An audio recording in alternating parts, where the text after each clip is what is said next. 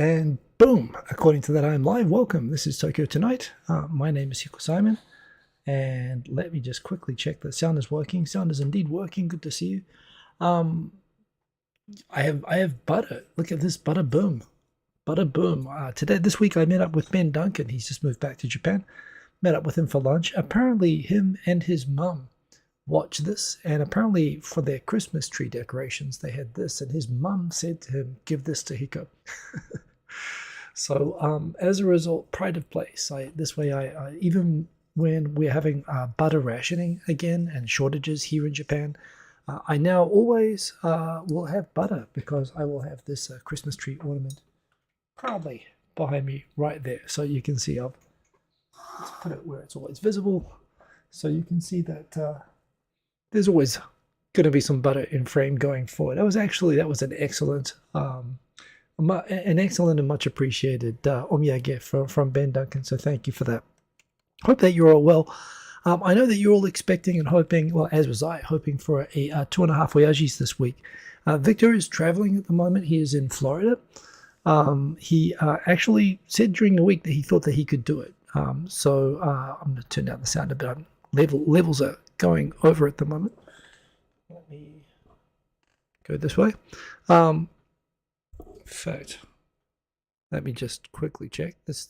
There we go. That's a little bit better, just so I'm not peeking out. I can see it going in the red there. So yeah, Victor was going to be able to make it, he said, but yeah, he kind of got the day wrong. He's traveling. He's on the road today.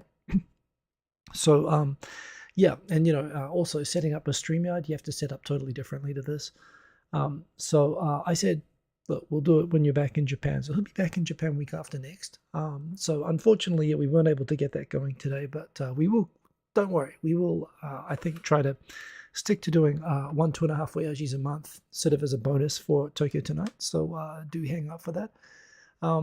Great to see so many people already in the chat. Once again, brought to you as always by X Japan, I guess we're calling it now. Yeah, I've got my mobile phone Twitter feed hooked up to this. And we've already got 8 concurrent viewers. Great to see. Let me, in fact, just stretch this out. 4 likes, 9 concurrent viewers, and a bunch of people already here. First of all, great to see December Clouds. Glad to watch a stream again. Glad to have you watching a stream again. We've got Robert Brooker. 84 years is a considerable time to be away from an activity you enjoy. Yes, indeed it is. Thomas Morris, did I go to see the fireworks festival in Sumidagawa? No, I did not. There were. I saw the pictures of it. It's always a big event. That's the Edo, and those fireworks, by the way. I know a lot of places have been having like the New Year's fireworks for the last 20, 30 years or whatever. Japan has been doing these fireworks since the 15th century. Japan got gunpowder pretty much when China got it, like before Europe had it. And actually these fireworks festivals have a huge, long history in Japan. And the artisans who make them, they still make the fireworks in the traditional Edo period sort of way. And these are like artisans who just specialize at making these sort of spectacular fireworks. So Japan does have great fireworks shows. And there's a huge amount of history. The Sumidagawa one is really the Shitamachi. It's the traditional, the old Tokyo, before Tokyo was Tokyo, when it was called Edo. That's where the city really was, around that Sumidagawa area. So it's probably the most traditional and historic fireworks that there is in Japan. And yeah, it was the first one we've had since the pandemic. Midsummer, something, in Japan there are all sorts of fireworks that happen now that, you get I think the biggest one is the Tokyo Bay fireworks, which, and you can also see from Yokohama. Well, Yokohama, I think, has a separate one, but they've also got a really big one. But yeah, over 1 million people went out to go and watch that live, which was kind of, it was way too crowded, so I did not go and see that. The pictures were good, and I've got some retweets of the pictures of both the fireworks and the incredible crowds. Given that COVID rates are apparently, they don't publish the detailed statistics every day now like they used to, but they are rising at the moment, still maybe not the best time to be going out into a crowd. Plus, it was just too dang hot. But yeah, it looks like there are great crowds out for it anyway. Yeah, Andrea Moboy sent me a Facebook message. I'm sorry I missed it. I haven't been checking Facebook messages lately because I haven't been getting many of them lately. So thank you for the heads up about that. Article about a guy in Japan who spent 22K on a dog. when you say he spent 22K on a dog, you mean buying a dog, or he had a dog that he like bought a mid-sized Mazda? Um, could be either. I'm presuming he spent that much on on a dog. Sorry. Oh, I did see it. I did see it. He spent 22K on a dog costume. Funny, also YouTube channel. I think I saw somebody tweeting about how it was getting a lot of overseas coverage, that this is something that people in Japan do, and don't believe it. People. I think I know the one that you saw. It's like a collie. It looks like Lassie, right? And it looks very, as a costume, it looks very, very good, but not quite. Not, if you're not looking directly at it, you might, and it wasn't moving, you might think for a moment it's a real dog. Yeah, you know what? I think I know what you're talking about, Andrea. Actually, I saw your message earlier, and I didn't think I had, but now I think I recognize it, and I wish I didn't. Odie Jr., great to see you. Bada bing, bada boom, boom, boom, boom. Love all the boom emojis. Great to see you. Got bada boom from Aaron. Great to see you, Aaron. Happy Sunday indeed. Who else is in them? Remember, do say hello in the comments. And if you want to get my attention, because there are so many comments, you can say whatever you like. But if you say my name, Hiko Simon, like everyone there is doing, it flashes up orange, and I will pay particular attention to those comments. And if you've got a comment you want to aim at me, or a request or a question or whatever, just do that. So, yeah, we've got Mind's Blown. Great gift indeed. It is a great gift. Sainted Sir, great to see you. Sunday morning, 9:33 in New York City. Good to see you in New York City, and glad that you could get up and start the day with me. I do appreciate the company. Who else we got in here? We've got 11:33 p.m. there in Melbourne, probably a little bit late, 11:38 now in Melbourne. Do appreciate you joining late there in Australia. Andrew Mobway, too bad. More time to chat about the collie dog costume. There we go. So, yes, I do know about that. Eric Bailey, how could I start without you? I haven't really started. I'm just doing the warm-up at the moment, Eric. Although now that you're here, I think we can jump into the serious stuff. Yeah, Sergeant Bilko, long time no see. Great to see you, Sergeant Bilko, man from Sweden. Good to see you. Kerberos Tenchi, as always, great to see you there in the chat. And everybody, who else we got in here? A couple more there. Jack H, great to see you. Have I seen the recent wildfires in Greece? Only very short clips and photos of it. I've heard about the temperatures there. I've heard in Greece the temperatures have gotten above 50 degrees, which is nuts. I mean, that whole around the Mediterranean area, I guess, just has crazy weather. Like you can get those winds off Africa. I know that southern Italy as well gets similar sort of temperatures, and I know it's exceptionally hot there at the moment. But yeah, that looks really, really crazy. Eric Bailey, supposedly my town had the record for the biggest single firework in the world a few years ago. I was sick with the flu 2 kilometers away, and it set off car alarms all around me. Wow, if it's setting off car alarms, that sounds like they were probably using artillery or something. So yeah, above 50 is like 120 degrees or something, but apparently that's what they've been having in Greece. And I've seen like, what was it? Phoenix has had like something like 30 days in a row above 110, which is like 43 degrees. So, the world is getting hot. It's kind of funny. It's kind of funny how everybody pays attention to this when it's the Northern Hemisphere summer. But remember, the Southern Hemisphere is on opposite seasons. And actually, there is a thing with the orbit of the sun, me being an astronomy nerd again, the Earth is further away from the sun during the Northern Hemisphere summer than it is during the Southern Hemisphere summer. So actually, there's a thing in the Southern Hemisphere, the winter, the Earth is further away, and so it's actually colder. And in summer, when the Earth is tilted more towards the sun in the Southern Hemisphere, it's actually closer to the sun. So you get much more like radiation, and it's much more intense down in the Southern Hemisphere as well. But of course, hardly anyone lives in the Southern Hemisphere by comparison, so people don't really talk about climate change in December and January when people in Australia and New Zealand are worried about it. But yeah.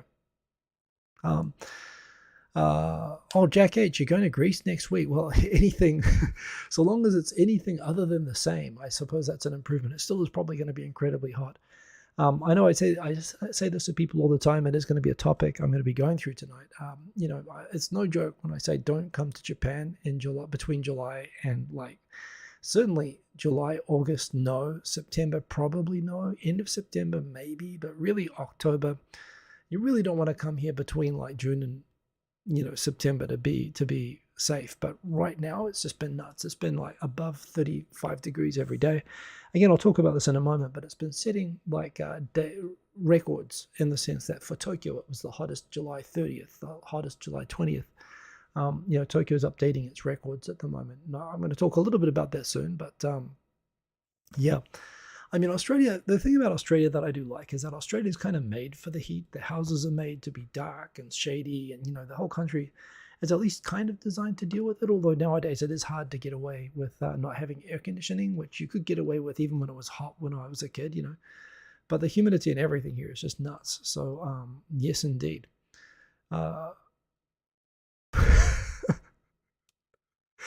Thomas Morris saying that it was hot everywhere except for one place that was cold as hell, Vladimir Putin's heart. That's true, and the entire southern hemisphere. It's been very cold in the southern hemisphere right now.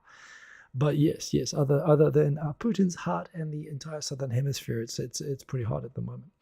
So with that, it's 10:43. Let's jump into the topics. Let's go in reverse order from stuff that I've just tweeted just now, going backwards.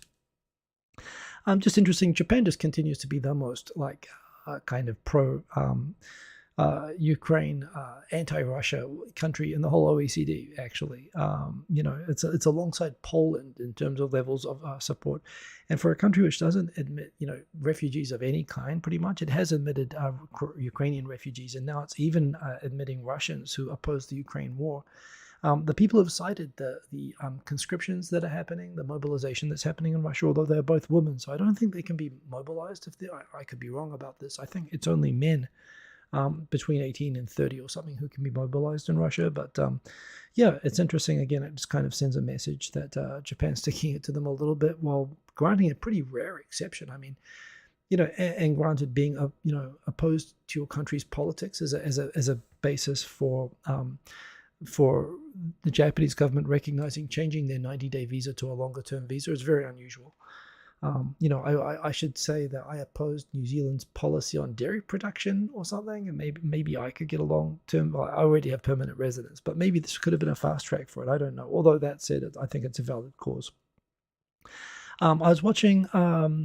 Well, actually, I signed up for Unext online. If you want to watch Premier League soccer in Japan. I don't really watch it. My wife watches it.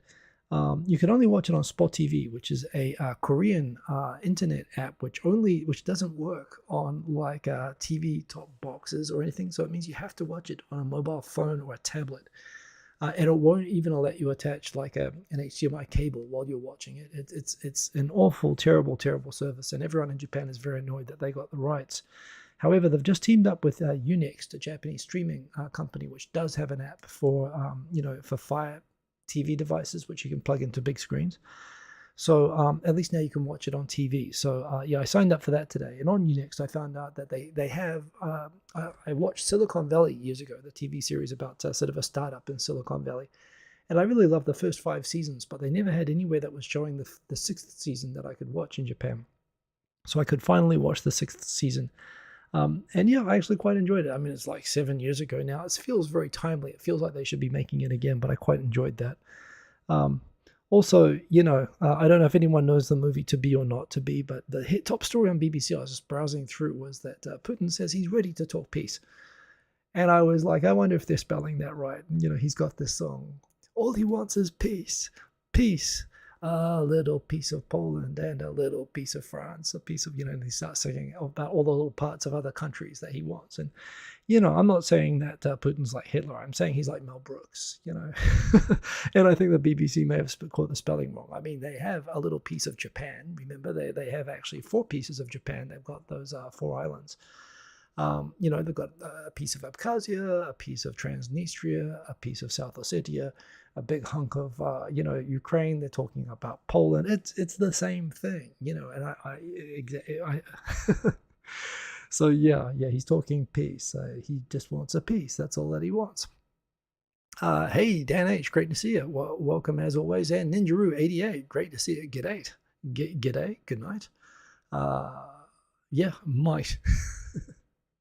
Good to see you both. Good night. Yeah.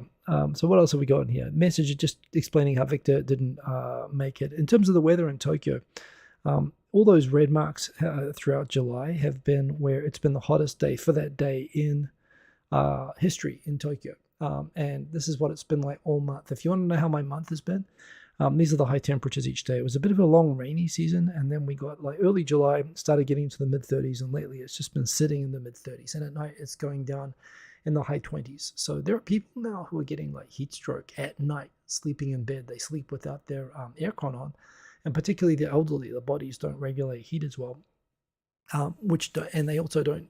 It's harder to tell as you get older that you are too hot. Like you don't feel it as much, but your body reacts to it worse. And this is why a lot of elderly, they don't. They'll always say it was cardiac arrest or exhaustion or dehydration or something. But it's heat that kills people, and this is happening all over Europe. It's happening all over the world.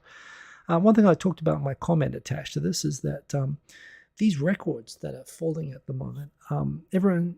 It's easy to point to it and say, oh, that's global warming. And it is. But remember, global warming, or at least global climate change, as the UN talks about, is talking about a change of 1 to 1.5 degrees.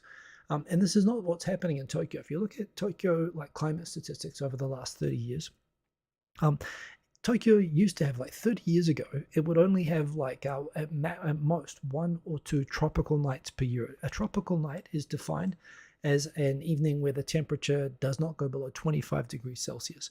And also they have a classification of an extreme heat day, 35 degrees. And again, it was the same sort of thing. Once or twice a year, you might get a day where it would get like above 35 during the day.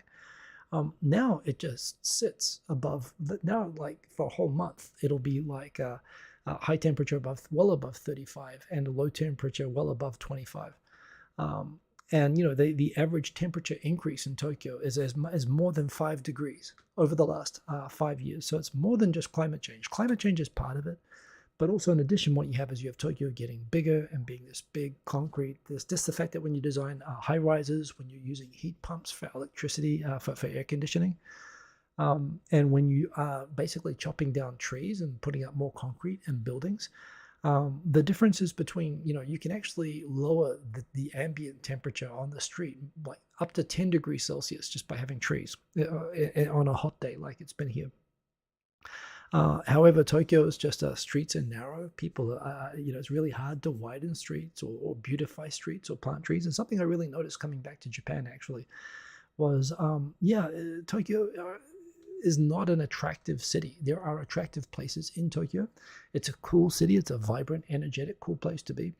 But overall, it's chaotic and concrete. I mean, again, it's part of Tokyo's charm, I suppose, but at the same time, it's not attractive. And, one thing I enjoyed, even for America, for cities that I didn't think were, as nice, like Vancouver is top level of a well-designed, nice city. Singapore is up there as well.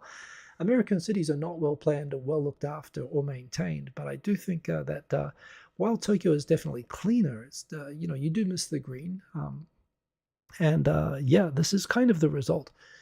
It's more than just climate change. You have this huge heat bubble, sort of reinforced. It's a feedback loop of all the concrete it creates. This heat island effect over Tokyo, which is actually accelerating far faster than global climate change. So the two things are happening separately. But it's getting really bad. And this means that, I don't think we're talking at all about 40-degree days being normal in Tokyo at this rate, within 10 years, which is unthinkable at the moment. Tokyo has had, Western Tokyo, Hachioji has had a 41-degree day, I believe, a few years ago. But I think that kind of thing is going to start happening in central Tokyo in the next few years, like I say, and the government has looked at this seriously a few times about what they can do to greenify it. Everything was just too hard. They sort of gave up. They did have requirements for putting like green on roofs of buildings and, trying to come up with things, but they've kind of given up on this, but it's getting pretty challenging anyway. So Tokyo is definitely ridiculously hot, and there you go. Looking back at the comments, we've got John Carlo Lanoya, man from Philippines. Good to see you. Thomas Morris asks, what is a mamachari? A mamachari is an old-fashioned bicycle. It's the type of bicycle that you ride on the footpath. They have baskets and baby seats front and back. They're the sort of a chari is a bicycle, and I think you know this. I don't know why you're asking me that, but I'm pretty sure you know this. And a mamachari is a mama's bicycle, but I ride a mamachari. They're good things. It's like the station wagon of bicycles. They're pretty awesome. Was following by text the soccer updates today. The final game of the pool matches for the Women's World Cup happening in New Zealand right now. New Zealand had to beat Switzerland to get through, and it was a 0-0 draw. So New Zealand unfortunately dropped out, but still great that the country's hosting the event. One thing that I don't know if Marcos in here watching, but yeah, I did actually. I've spent the weekend just for work. I've been going through very frustrating. I'm kind of a half-hearted. When I was in Seattle, I did get some tech certifications, and I've been trying to set up a large language model, literally a ChatGPT type model, on an instance on the internet, and it's hard. I've got all the steps, and someone at work was able to do it and gave me kind of some quick notes of what they did, and I was trying to build it out into a training that I can give to other people at work. I don't know. It's really I've seen it working, and I know I can do it. And it's this idea that you'd be able to create an AI chatbot based on FAQs. But I think you can actually even go beyond that. So I don't know. I could be making an AI Hiko chatbot out of this. This is, by the way, this is exactly what in 2015. This is what Silicon Valley was literally talking about neural net chatbots. For like this was 8 years. I believe it was 8 years ago. It might have been more recent than that they were talking about the thing that's just become a boom, like in the last 6 months. And even I'm trying to build one at the moment. And I'm hopefully going to be able to sort this out this week. But that was kind of cool. There's a fantastic ad again that I put on Twitter. It goes on for a little while, but there aren't many. I mean, I always appreciate how Japanese TV ads are short. There is this whole series you can see there about this person from Kansai. And basically, it sort of is the evolution of this guy's like whole life of discovering he's from Kansai and without realizing it, and going out on dates and getting dumped by a girl and then meeting a different girl and so on. And I won't spoil it. They're all in these like 20-second commercials by Kansai Electricity. Now, Kansai Electricity, every electricity in Kansai got together and made a cartel where they all agreed to increase prices uniformly and to screw every consumer in Kansai. They've been punished by the Japanese government and fined and issued administrative guidance for being basically corrupt, anti-customer companies, evil corporations, basically. But I am glad that for some of that embezzled cartel money, that at least some of it went into something good, i.e., this ad. It's really, really cool and worth watching. If you go and have a look, it's very, very funny. A lot of Kansai Kansai humor and characteristics in there. So I did enjoy that. Going back into the comments, you go, Owen Morley, good to see you, Owen Morley. Todoroki George has temperature sensors at the street level under tree. And the difference is, and under trees, and the difference is often quite stark. Exactly. I mean, it's a no-brainer, and not even for the actual benefits, but just for the whole, for the aesthetics as well. It still is an awesome, thing just to have shade and just to have trees, but it also does improve. There's a big deal about this in America, how having trees increases real estate values. It increases, it improves neighborhoods. It's literally gentrifying neighborhoods to put trees up in neighborhoods. The problem is with Japan, nobody wants to share any private property rights for the greater benefit. So it's hard to do, but you're right, it does make a huge difference. Going back up, I think there's some comments there that I missed. Oh no, I've got it there. I've got Robert Brooker is asking, do I have some specific AI empowering hardware? I can't afford that, so no, I'm using cloud servers. Which is what everybody does. So I'm trying to deploy basically a GitHub LLM model on an instance in the cloud. That's the way everybody does it these days. Dan H. with Japan's depopulation, that should help Japan's electricity demand and use. Wouldn't that help decrease in consumption and waste? Well, I think those are all, as I've said on here before, I am an optimist in terms of, I think that depopulation, while it presents huge problems. And by the way, I see Andrea's got to go to sleep. So have a good night, Andrea, and thank you for joining. I believe that, from a policy perspective, it's one of these things that, first of all, the Japanese government is, I think its whole goal for the last 30 years has been preparing for this sort of bubble, literally this population bubble from the baby boomers to become old and eventually pass away, and the population decline. The whole government policy has been about managing that. And I think they're kind of managing it well, at least in the sense that they are trying to prevent an economic collapse, which I think, while Japan is in a decline, I get the feeling that's what they're trying to do. They're trying to minimize the decline. And they may or may not be doing a relatively good job of that. But I do think I share your thoughts, Dan, that I'm kind of an optimist in terms of I think it's also an opportunity for proactive policymakers to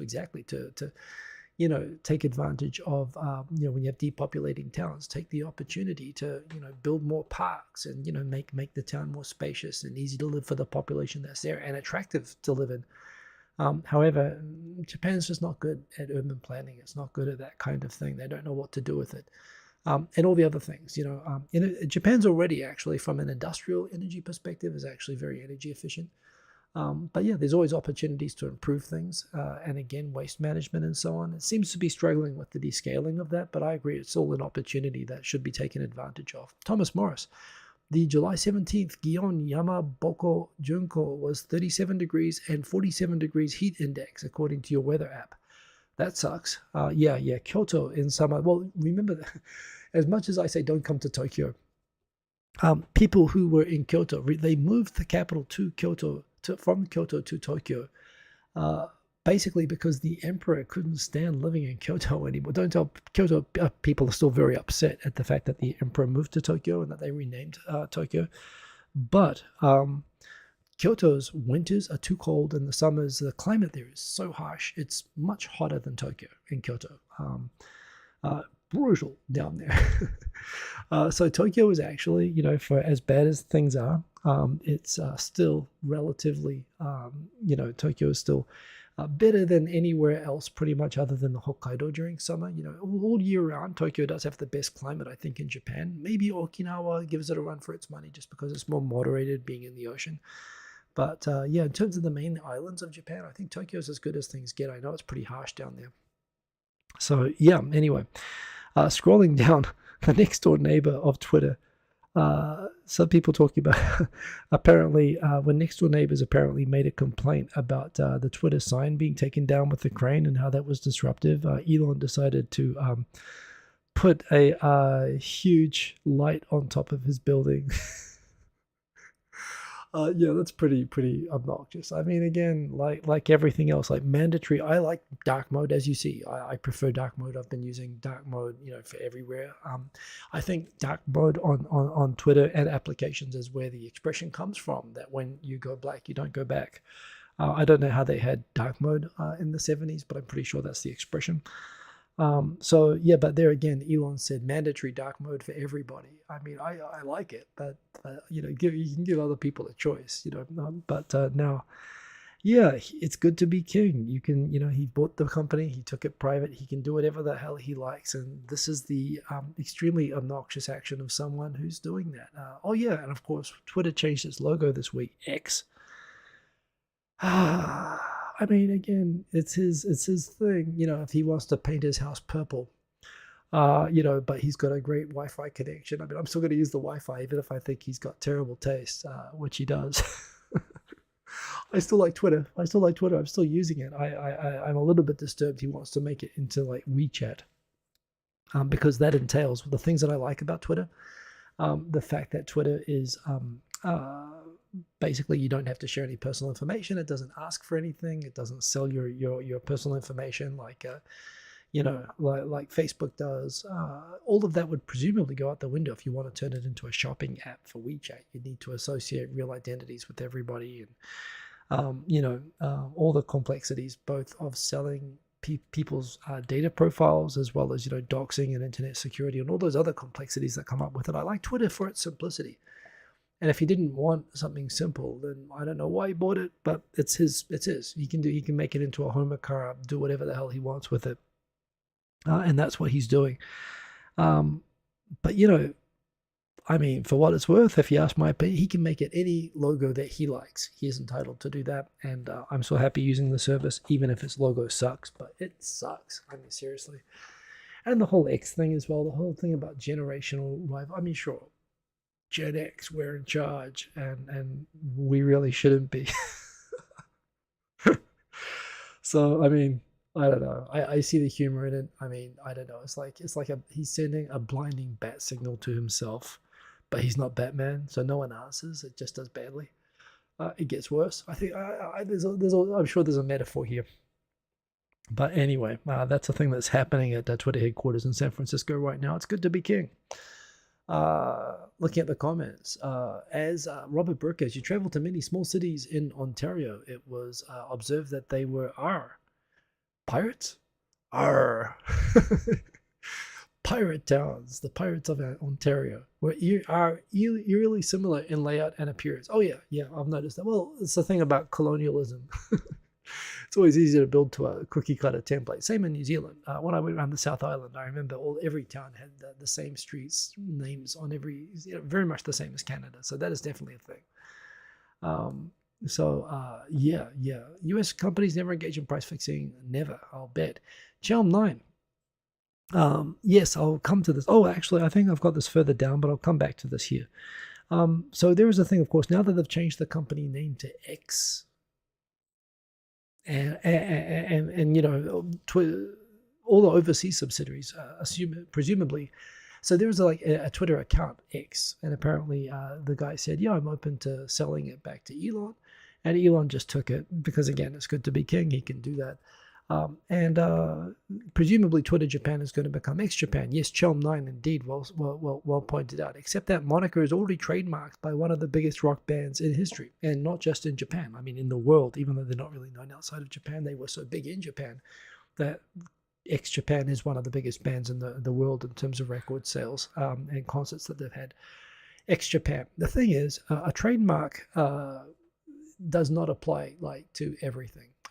Trademarks are for business categories, and you have to prove that you're using the business in that category. So if X Japan ran a social media service, as well as were a rock band, and they registered the trademark not only for rock bands but also for internet companies, then Twitter might have a problem. But so long as it's not in the same business category and it wouldn't lead to confusion. I mean, does anyone think that this is Japan's? I mean, no one thinks that this is like the coolest rock band ever in Japan, right? This is just an obnoxious rich frat boy who grew up under apartheid in South Africa, but on the side that was doing the bad stuff. There's nothing.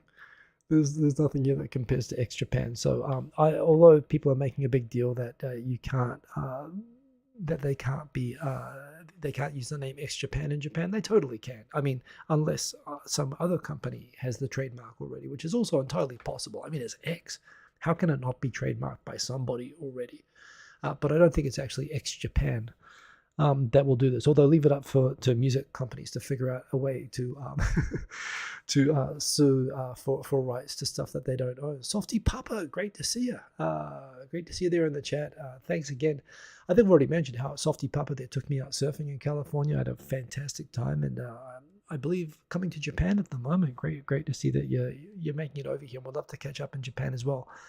But really appreciate the hospitality. Really showed me California was a highlight of my whole time in America, and that was down a Kurt. So I do appreciate that.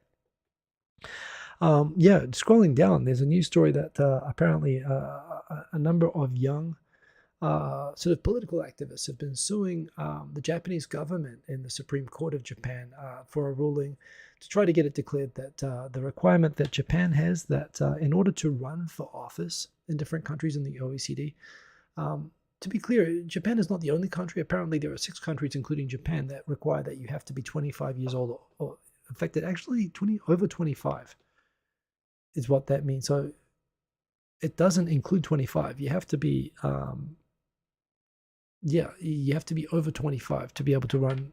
So even though you can vote now from the age of 18, you can't run for office until you're over 25, which is ridiculous, really. And it's based on a law that was, set in 1950.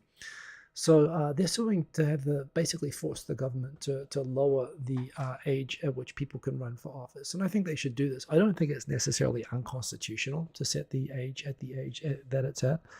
But and from my perspective, I think they should not only be the same. If you can vote, you should be able to run. I think they should be set at the same age. One thing I would also suggest, particularly a problem in Japan, and this is a good idea in Japan because there's so many local governments where they don't even have people running for the seats. They have this problem with people not wanting to even get into this, politics in the first place. You have these people suing to be asked to get in. So one, that's probably necessary. The other thing I'd point out, part of the reason people don't want to run is because politics in Japan at all levels is, dominated by people who are over 80 years old. And I do think there should be mandatory retirement ages for politicians, particularly from the sense that, that demographic dominates decision-making in Japan when it's not really the best. Is it the most representative demographic? Not to say that octogenarians shouldn't be represented, but when they're all the representation and young people are prohibited from being represented, there are some problems there. And I think just for the sake of correction, the idea of some sort of mandatory retirement age, I think, should be instituted. That's just me. So here we go. Six people have filed a suit with the Tokyo District Court, not the Supreme Court, but they're trying to get it. They're trying to be able to run for different levels of elections and trying to get it declared the fact that they can't run to be unconstitutional. If I wanted to go to the Sumidegawa fireworks festival last night, this was the sort of crowd. Apparently, they were expecting 950,000 people to show up. 1.06 million people showed up, or 1.03. I think I saw even a higher number today, but pretty horrible. Imagine trying to get on the train from this. I mean, this is the thing. If you don't live in Sumidegawa, the idea of traveling there to see this, not which I would have had to have done. That said, as someone who does live in Sumidegawa, Gaijin Mami, which, by the way, this is a fantastic Twitter account. She posts lots of photos. She lives right beside the Skytree and posts a lot of time-lapse photos and stuff. So she did a 2-minute time-lapse. So you can see them now. You can avoid having to go and get into those crowds by just watching this all compressed into 2 minutes. But she takes fantastic photos, and she's actually does little animations and stuff as well. She's very, very, it's a great Twitter account that I follow. I've got it on a short list of accounts that I make sure I catch what they post. So I do recommend Gaijin Mami, and this is it. You're looking at the Sumidegawa fireworks now. Spectacular sunset happening, and of course it goes for like an hour, so this is compressed at 30 or 40 times or something. It ends up being dark, and it's pretty cool, but you definitely don't want to get into that mess of people there. Yeah, so the Japanese government is now announcing that there's been 2 big announcements this week. One, which I think I've got further down the thread, that they are they're doing a deal with Microsoft to put ChatGPT into all government departments, which I think is alarming for reasons I'll go into in a moment. I mean, it's cool. I do love how Japanese are, pro technology. I've talked about this in previous weeks, but I really wonder if they know what they're signing up for. But again, it's just become this thing. I think there's a channel like, what was it? Honest movie trailers or whatever. And, they're making fun of the Star Wars movies that they put in these obnoxious, Star Wars, the Phantom Menace in 3D. They put all these exaggerated. I feel like they're doing that with AI. They're trying to put a positive spin on everything by putting on now with AI on the end of it. So now the Fukushima wastewater release of contaminated water into the Pacific Ocean now with AI. I don't know if that's supposed to. And to be clear, it's not actually to detect contaminants that didn't get filtered out. It's there to detect false information on the internet about it, which is easy. You just look for anything in the Asahi Shimbun or from Chinese government media or Korean left-wing media. Easy, or any anti-nuclear activist. Again, anti-nuclear activists, I will say this directly, showed through this whole thing, they're not interested in science about this at all. I mean, they're interested in getting scientists who are like, anti-nuclear like them and willing to say anything to get it banned, just based on sort of, imagined notional risk. But they're not at all interested in actual science or actual truth. They just want to say they're waging literally an information war against nuclear power, and they believe that justifies lying about this stuff all the time, and including about what's happening. I mean, I remember talking to people during the whole Fukushima thing who are adamant that I was irradiated because I'm in Tokyo and that all my family's going to die. People were telling me this. I'm saying, you're lying. I'm like, no, I'm not. You're lying. You're not in Tokyo. If you're talking to me, you're dead. You know, like basically, to me, I live in New Zealand, one of the most anti-nuclear countries in the world. So I know that there's a lot of, loopy people in that movement, but they're actually mean, vicious people. So there's a lot of false information about anything to do with nuclear. And believe me, I'm not overly positive. I mean, I stayed here through the whole thing.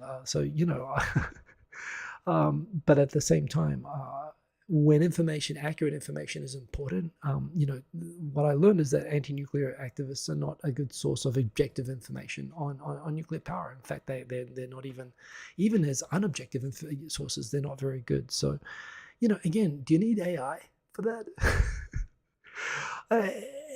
I mean, how this even works? I mean, what the hell are they going to do? I suppose you can pre-train it to detect if it says this. You can train it with machine learning to tag information that says certain keywords. That's not AI though. I mean, that's machine learning, and there is a difference. I mean, the way that the terms are used. AI, if they're talking about applying an LLM to this, well, LLMs can't tell the difference between truth and fact and not fact. They can recognize and label stuff, but they can't determine truth. I mean, this is the whole problem with ChatGPT. They're probabilistic word generating machines. They're stochastic machines.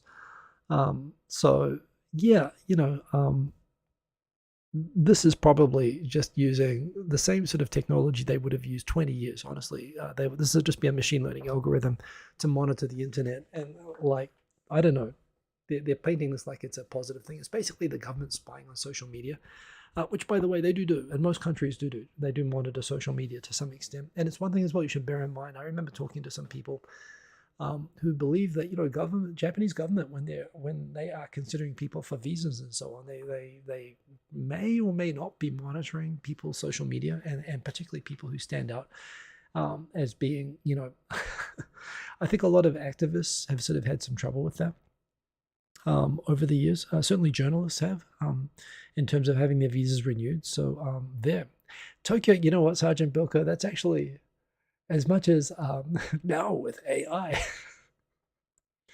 why not? Why not? I mean, hell, I'm building an LLM myself. I mean, I could actually do that. I mean, it'd be a very different show. But I mean, hell, I put ChatGPT in the title, so I guess I'm guilty of doing it myself. But there we go. Apparently, even Fukushima can be made better with AI. So there you go. Again, what I was talking about earlier, that the risk of heat stroke overnight is increasing at the moment, just because overnight the temperatures are not going down. I know I've been complaining that there's not enough chocolate happening in Japan at the moment, and I really want all the companies to get more chocolate out there. I've been complaining and begging for this. This is not what I meant. I was not asking for the convenience stores to create a chocolate mint whipped cream sandwich. Apparently this is like a Hokkaido convenience store chain. I saw some people like, oh, I'm going to go get that. And there was the idea that if you put this in the freezer, like turn it into kind of ice cream, it might be okay. And you know what, that might be okay. But, these cream and strawberry sandwiches that you get in Japan, I'm just not, I mean, I get it. It's kind of like a sponge cake in a way, kind of done on the cheap. Yeah, I don't know. I'm not rushing out to go look for these and buy them. I'm a huge chocolate fan, but this is too much, please.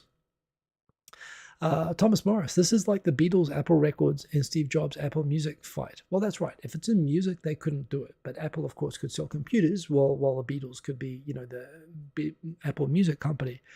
That was all fine. It's only when you do the same thing that it's a problem. So exactly, if Japan tries to launch a social media service, that will be a problem now, and Twitter will be able to block them.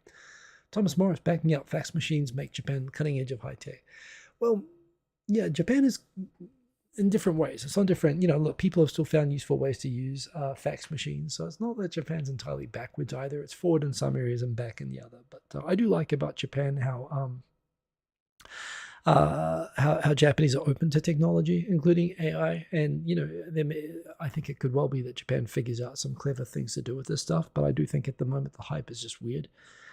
Just a small New Zealand thing. I thought it was hilarious. There's a city called Palmerston North, which is a bit like the New Zealand's Cleveland. I mean, New Zealand's Cleveland is Hamilton, but it is a boring town. I used to live in the worst town in New Zealand called Waihuru. It's 2.5 hours from Palmerston North, and we would drive 2.5 hours to Palmerston North to eat McDonald's. However, the Spanish soccer team was based in Palmerston North, and apparently the families of the players there agreed the city was so boring that they left the city early to be able to go to a different part of the country to train for the playoffs. The mayor has decided to talk up that the town's not that boring, but I'm sorry, Mayor of Palmerston North. Palmerston North is that boring, and I don't blame the Spanish people for running away for calling it too boring. Yeah, apparently Munio House, by the way, there used to be a Japanese politician whose whole career was based on, he's actually the representative from Nemuro, which is where all the refugees from the southern Kuril Islands that are occupied by Russia, who are mostly of Ainu background, by the way, they are all living in Nemuro, which is like the town closest to those 4 islands. The local politician from there, Suzuki Munio, he sort of built his whole career around doing deals with Boris Yeltsin to get sort of Japanese investment in the islands and free travel for people to go and see their family graves, and, you know, to sort of make it a zone of friendship between Japan and Russia, even though Japan wants Russia to give the damn islands back. And one of those things was apparently Suzuki Munio was able to convince the Ministry of Foreign Affairs to spend development money on these occupied Russian islands. And all the buildings that the Japanese government paid for to be built in Russia, Munio went over there and put his house on all of them, calling it Munio House, and apparently pocketed some of the kickbacks for the construction work, which resulted in the end in him being convicted and sent to prison for for political corruption and embezzlement, for literally taking money from Russia. And now he's out of jail, and he's back in parliament because they love him in Nemuro. And he still is arguing for Russia, like Japan, saying that Japan should be siding with Russia and, you know, against Ukraine. Meanwhile, the friendship houses that were built based on corruption and that had his name on them in the Kuril Islands had now been converted into bars for Russian people. So you know that worked out really well. Munio House, that's how it's going. Again, Russia buys you. A Russian reversal of sorts there. Aaron, what are you talking about? Tokyo Banana is awesome. I mean, certainly it's better than this atrocity. Tokyo Banana is awesome. I don't know, maybe I oversold it. Maybe that was the problem. It's like Manson, good to see you in the chat, by the way. Yeah, maybe they should send, that's a great idea. It's like Manson, they should send the choco chip sandwiches to Palmerston North and New Zealand. It might make people leave even faster. I don't know. There's a great little video here talking about how, and this is very much what it was like for me when I was a kid in the early 1980s and living in Singapore and Australia. A lot of the cartoons, the early morning cartoons, we had the American cartoons, but in Singapore, a lot of the cartoons were Japanese. They were dubbed, and so you had no idea that they were Japanese until you grew up, later on. But a lot of my favorite cartoons when I was a kid, Gundam and, Astro Boy and so on, these were all, stuff which the Singapore government put on public TV in Singapore. And apparently it was the same in the Arab world. These were all dubbed into Arabic and then dubbed into the sort of local country dialects of all the different Arab countries. And there's a great video there of the whole generation of Arabs who have grown up, not realizing that they were watching and loving these Japanese anime, made stories being written and told by Japanese people, that every Arab kid, in the whole Arab world and Persia as well, were able to sort of relate to and grow up with, and how it very positively influenced, and how they found the sort of types of stories that you get, as well as the portrayal of Arab people in the cartoons when it would happen would be almost universally positive, whereas in American media it was often not. Culturally these actually went over. It's just it shows again how when those countries didn't have the money to develop their own children's shows or whatever, and they had to go and buy them, the only choices really for animated shows were Japanese or American. They'd normally choose Japanese, and it's just had a huge cultural effect in those countries, and it's really cool. That's what I grew up with. And it's kind of funny. It's one of those things that you put there and Japan's not like, there's no G.I. Joe from Japan. Oh, hell, maybe there is. There's Go-Go 600 or whatever, 800 or whatever it is. But they did. I doubt that they showed that. It's kind of cool. Eric Bailey, the heart of rock and roll is in Cleveland. Cleveland rocks. I'd love to go there. It would be cool. Some other things here. We've got there's a great train driver who, in spite of the rigid train schedules, he managed to slow down the train going over the Sumida River when the fireworks were going on so that people could enjoy it better. Some people saying that train driver deserves a medal for that. For the first time in a long time, the life expectancy in Japan dropped just a little bit last year, probably due to COVID more than anything, although with the heat and everything as well, of course, that also might be a thing, that it might not say the same, although still very high, of course. So life expectancy for women is still over 87 years old and over 81 years for men. So, in spite of everything, Japan is still a place where you do grow it to be old. I've talked before about the child custody laws in Japan. And there was this long problem, just to quickly recap on it. Japan kind of has had two problems in the past. One is it wasn't a member of the Hague Child Convention abduction, the Child Abduction Convention, which relates to when you have two parents in a custody dispute over who gets the child. And one country might say that both parents, get custody, or there's joint custody, for example, but then one parent will take the child to a different country and then get an order from that country for sole custody. And then you have a problem that the two countries have conflicting custody orders for the child. And there's an incentive to abduct the child, away from the other parent in order to get an advantage in these proceedings. So what a whole bunch of countries did was they got together and agreed that whichever country decided custody first, the other countries would enforce the original country's order. To prevent this, idea of incentivizing people to abduct their children away from the other spouse. And Japan wasn't a member of this treaty until about 10 years ago. And so there were a lot of Japanese people, when they would get divorced, and often they would find out from joint custody that there are arrangements that they wouldn't be allowed to move back to Japan while they had a kid if they were in America. Unless both parents agreed to move to Japan together, that Japanese person would be basically forced to keep the kid in America and have to live in America to have access to their child. And so it was a pretty common scenario. I mean, this goes in every different direction, of course. But of course, the cases that you hear about mostly in English media, particularly where it's a Japanese mother who takes the child back to Japan to get a custody order in Japan. And because Japan doesn't have joint custody, typically the first person who asks for it, and in these cases it was often the mother, would often just get sole custody, and the father would be denied access to the child in Japan. So when Japan signed up to the Hague Convention, that should have fixed everything. Of course, the problem is that Japan doesn't have a means of enforcement of family court. So, and it doesn't have a system itself for joint custody. So if you divorce in Japan, you still can't get joint custody or anything like that. It just would resolve the situation where you abduct the child. So there's an interesting case happening here where Japan's most famous table tennis superstar, Olympic medalist, in spite of, the only person who can win games against Chinese people, basically, Ai Fukuhara, she married a Taiwanese pro table tennis player, and they had a child in Taiwan.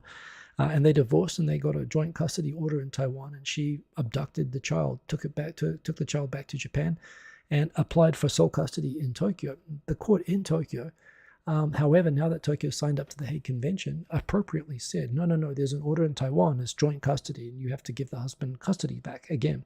However, in spite of that finding in the Tokyo court, so it should have worked, right? The husband should have won, or at least they should have gotten joint custody. However, it turns out that she's still refusing to hand the child back, and Japan doesn't have a means of enforcing it, and he still is being denied access, even though the courts, at least by their ruling, are actually now supporting the foreign father, at least to his rights to joint custody. So, which kind of highlights, one, that this sort of thing even happens with celebrities taking advantage of it, and even when the courts rule in favor of the foreign parent, which itself is a kind of measure of progress, they're still not doing anything to actually enforce it. Which is still reinforcing the situation. So there's this thing in Japan. I mean, again, I've said it before on the show. If you are married in Japan, understand that there's no joint custody if you get divorced. So if you divorce, typically the scenario is that you're divorcing your children as well as your spouse here. You get cut off from everybody, and that's considered normal, like the appropriate thing. It's confusing to the kid, is the cultural expectation to have two parents not living together. It's changing. There are people who are voluntarily arranging for joint custody, and it is changing. But there's no framework in the legal system to allow for joint custody, and that is still under debate. And even when you have the Hague Convention, which is supposed to prevent exactly what Ai Fukuhara tried to do, she literally abducted the child. I mean, this is treated in United States and Canada and a lot of European countries as criminal abduction, even if you're the mother, if you're doing it in violation of a legal family court order. But in Japan, there's no enforcement mechanism. So she still is kind of profiting, even though she lost the court case. Even in Japan, she still is profiting by abducting the child and denying the father access. So, it's a situation which highlights the problems that Japan still has with this. So it's an interesting one. Anyway, there's a few minutes left. And as usual, I've only gotten through a couple of days. So I'm going to speed up a little bit, see what else we've got.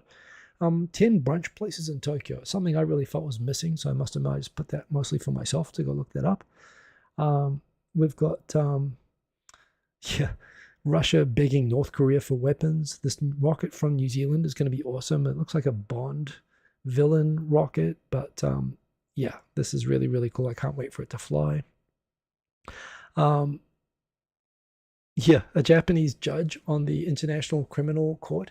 They've got a warrant out on Putin for war crimes. So Putin decided to put a warrant out on the Japanese female judge on the ICC.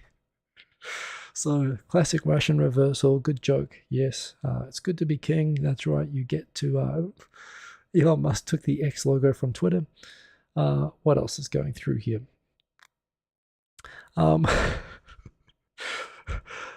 Stuff I don't need to talk about. Benefits of greenification. Again, that's how you cool the city down. Shizuoka looks pretty cool. Apparently, we're not sure what we're supposed to call tweets anymore. Maybe we call them butzes. We call them X's. Who knows? Loading. Let's go through here.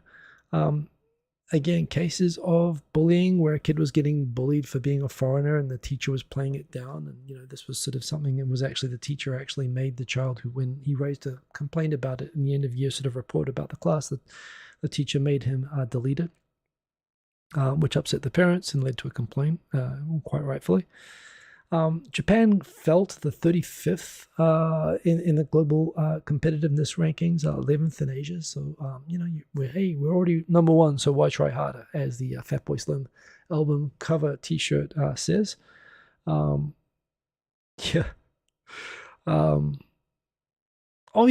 a random thing. There was a town in Kumamoto that was actually looking at passing an ordinance to recognize foreign residents as local citizens, and they use this term citizens in a general, hey, you're one of us, you're a member of the community. And the idea behind it was, with the declining population in Kumamoto, in Kyushu, looking to attract actually Koreans and Taiwanese. A lot of people from those two countries go to Kumamoto as tourists that are increasingly going there to live and work. And the city wants to be more welcoming to foreigners and having them participate in the in the community. So they were going to pass an ordinance to basically recognize, to symbolically recognize foreigners as local citizens who should be included in community events. However, the term local citizen sparked outrage among Japan's far right-wing groups that this city was really about to recognize foreigners as Japanese citizens and give them citizenship and allow them to vote and everything. They weren't even proposing local voting rights. It was literally just a feel-good. It was like giving a Jumikyo. It was like giving a citizen's registry to the seal that was swimming up the Tama River. They're literally just patting foreigners on the head and say, hey, you're a member of the community too, which they are. However, after a flood of complaints, mainly from people from outside of Kumamoto, mostly based on misunderstanding, they decided, this is just too much trouble. So we're just going to drop the whole citizen thing and we'll just pass the rest of it. So, racism, it's a thing that happens. There were some comments around that, like, geez, I wouldn't want a whole bunch of foreigners to come here and, say what I can do. I know they can do it just for what it's worth. I'm not saying that Japan can do whatever it likes. Japanese can decide. They don't have to let foreigners vote if they don't want to. I know myself that's the deal. If I want to vote, I become a citizen, and I'm okay with that. But just for what it's worth, New Zealand is a country that's underpopulated, the same size as Japan, but has only 5 million people. So we encourage people to come to New Zealand and live in New Zealand, because people like me leave. About a third of our country leaves. So we allow anyone who lives in New Zealand on any visa for 12 months to vote in national elections. You can be a student. You can be, basically any type of valid visa where you've stayed continuously for more than 12 months. You can vote. They also extended where it used to be that if you even if you're a citizen, if you hadn't been in the country for 3 years, you lose the right to vote. They've extended that to 6 years, which is great, because I'd been complaining about that for a long time. But New Zealand's particularly open to letting foreign. You don't even have to be like a permanent resident in New Zealand. You can literally be like on a student visa and still vote in national elections if you wanted to. So that's kind of a thing. But that's New Zealand's in a very, very different situation to Japan.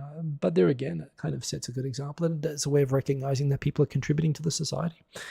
I'm going to do a quick scan and then I'll go through a scan through the comments. But anyway, the whole thing about the ex-Japan. Oh yeah, there's a little thing that maybe some people don't know. You know the iPad? I've got an iPad. iPad trademark doesn't belong to Apple, or it didn't belong to Apple when they released the iPad. Fujitsu literally had tablets called iPads that were like business only. They were like B2B tablets that they made. They had the trademark and they had been selling iPad tablets to Japanese companies for like 5 or 6 years before the iPad came out, and Apple didn't even care. So for people thinking about the ex-Japan thing, one, it's not actually a problem because ex-Japan is not a social media service, so it's probably not going to cause confusion in the social media market between the two. But the other thing is that, sometimes you think that Elon's bad. Steve Jobs was Elon before Elon was Elon. Steve Jobs just showed up in Japan selling a million iPads. Without even asking Fujitsu if it was okay. And I had friends who were working at Fujitsu in the legal department who were kind of shell-shocked by Apple doing this. And they did some sort of secret deal with Apple, and I have no idea what that deal was. But the result, of course, is that they sell iPads in Japan. They didn't have to change the name. They don't have to call it the Hungry Jacks of tablets like some companies had to do in Australia.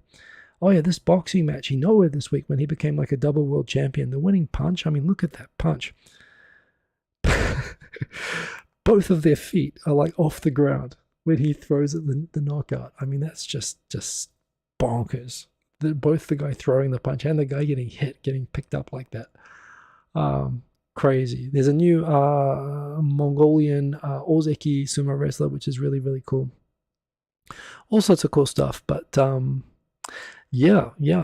Anyway, it's been a busy week. It's been hot. There's been AI. There's been local citizens and racists and all this sort of stuff. There's Otani picking up rubbish because he's a nice man. How to Zeet. Yeah, apparently that page got deleted, but nothing's ever going to be the same again. So, oh yeah. They did another drill for what to do when a person with a gun is holding a hostage. And what you do is that you wait, you shout at him, and then you wait for him to throw the gun at you instead of shooting it, and then you can go and quietly arrest him. So, there we go. Boom, there it goes. Now you arrest him. That's right, the chop. I mean, that chop in real life probably would have clean chopped the police officer in half. So that sense of it wasn't really realistic. I mean, when you can chop like that, why would you shoot? I mean, it's like a reverse Indiana Jones. Indiana Jones, he's got the gun and he thinks, screw this. I can do this much more efficiently by just chopping him in half with my bare hands. So, the police are pretty much ready to handle anything. So on that, remember, if you're in Japan, be careful because robbers can chop you in half with their bare hands. They don't even need guns. This is what happens when you have guns in Japan. People do practice just basically karate chopping with gun-like efficiency. That's the show. Have a good week. Don't, if you're in the Northern Hemisphere, stay hydrated. If you're in the Southern Hemisphere, rug up. I'll be back here next week. We'll get Victor probably 2 weeks from now. We'll do a 2.5 Voyages. They should have got the Spider-Man net. That's right. They just sort of immediately paralyze as soon as they have the Spider-Man net. Yes, like Manson, my DJ tracks now with AI. That's right. I should do everything. Tokyo Tonight now with AI. I could totally do that. Well, if I get this LLM going, I mean, hell, I might be able to retire. You might not even be me anymore. So we'll see what happens. Hey, 270 AJ, good to see you. Have a good week, everybody. Do take care of yourselves. Remember, you can follow me on Twitter if you want to chat, leave me messages or whatnot. I'm also on Facebook, but I pay more attention to Twitter or whatever the hell it's called now. X. Oh, what is the world coming to? Well, we can watch it together eating popcorn. So I'll see you all later. Have a good week, everybody. Has there already been music? There is not. I've got to get back into the music thing. I need to use AI to get through the time more efficiently. So Sergeant Bilko, yeah, I've got to get back into that. Have a good week, everybody. Do take care. Remember to like if you liked. I do appreciate that. That's what I do it for. And boom, peace. Any show.